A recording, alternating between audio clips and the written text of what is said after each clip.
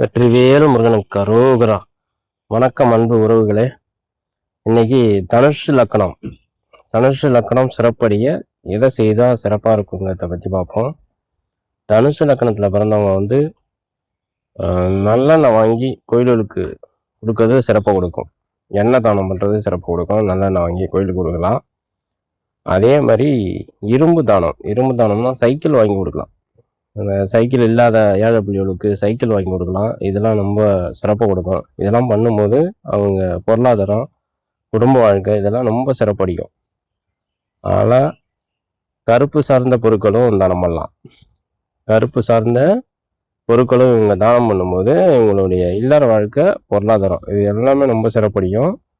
தனுசு லக்கணத்தில் பிறந்தவங்க இதை செஞ்சிங்கனாவே உங்கள் லைஃப் நல்ல மாற்றத்தை கொண்டு வரும். இதை செஞ்சு வாழ்க்கையில் வெற்றி பெற வாழ்த்துக்கள்.